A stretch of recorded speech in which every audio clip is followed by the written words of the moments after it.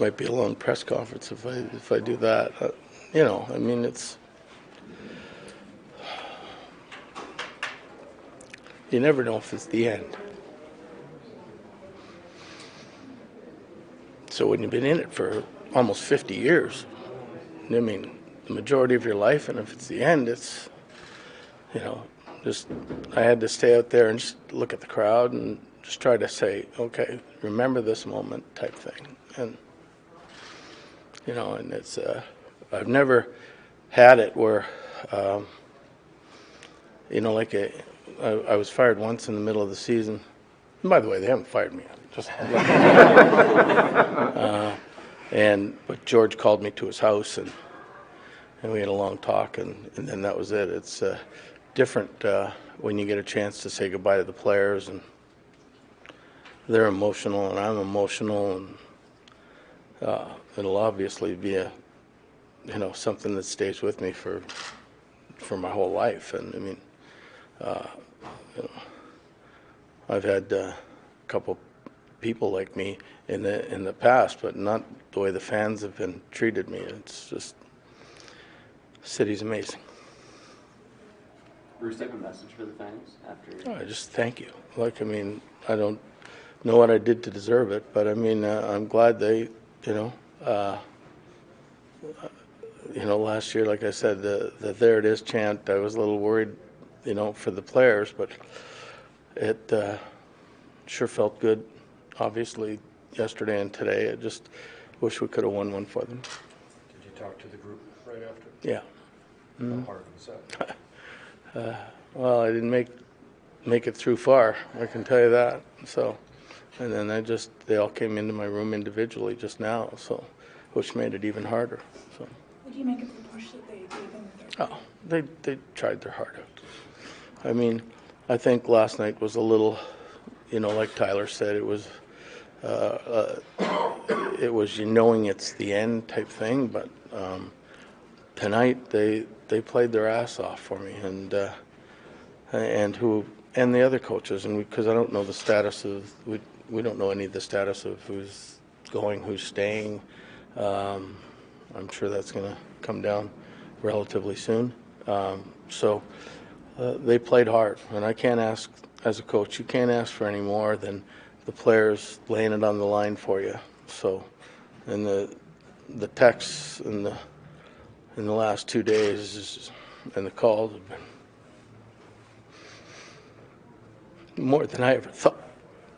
How important is that staff? We talk so much about the players and the fans, but your staff helping you through this, how important I think for you? I don't think people realize like how close, and I didn't know Mike Yeo at all, and I didn't know Trent at all, and I knew Kinger from last year, but we spent from the beginning of August to here. We get in at 6:30 every morning, and we don't take days off, and they were great support, and I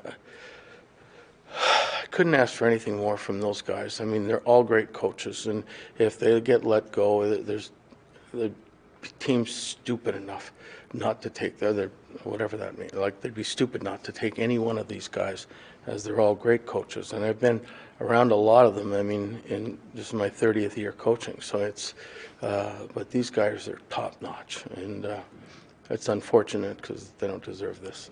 Bruce, you've come out here, made us smile, made the fans smile, made them cheer for you and everything. How have you been able to just keep this, trying to make people happy, make people laugh mentality that you've had throughout your time here? I'd like to say alcohol, but I don't drink anymore. So it's, but that's the first thought that came to my mind. It's just being me, you know. I mean, the one thing I'll say is I don't think there's anybody that loves the game more than me and will miss the game when I'm out of it. And I hope I never get out of it. I mean, I own a junior team. I might have to fire my kid and coach there for the rest of the year. So I mean, it's I mean, it's been tough the last couple of weeks, but you know, I used to watch every game. I'm sure I'm going to watch every game. I want to get back into it somehow, whether it's doing TV or again, or I hope, you know, I mean, I still got the passion to do this. I mean, I never missed a practice that wasn't an optional. And and I love the game and know the game. So hopefully something works out. I hope this isn't my last hurrah. I don't think there's many people who would want to walk in your shoes the last few weeks, but do you feel lucky that you got a game like tonight, that you had the chances that you had? Yeah, I don't know. I was glad. I mean, I'm pretty sure.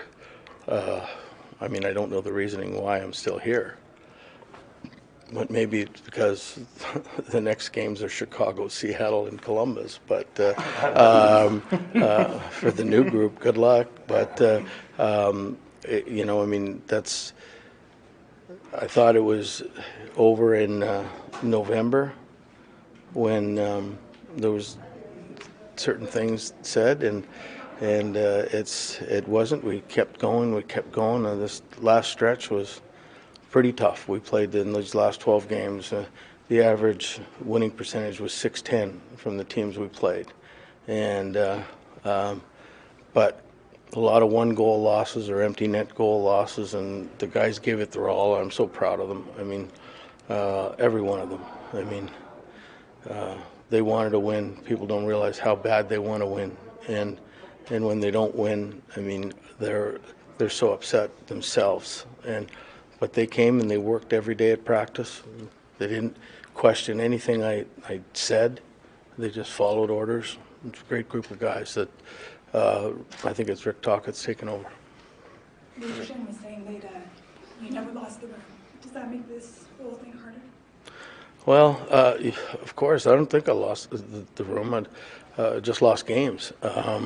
But no, I mean, I just had 15 of them come up to me, and we're all crying together, which is silly for us men to do sometimes. But so I think, you know, they would have went through a wall for me, and as a coach, that's all you can ask for, quite frankly. A couple of all of us in the room, how much they wanted to get this one through tonight, and how disappointed they were that you didn't win. Well, how much does that mean?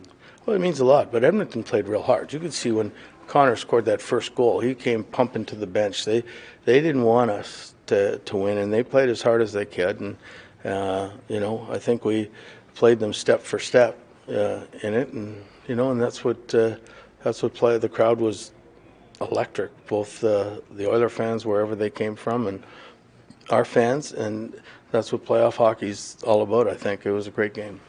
Do you know who has the belt?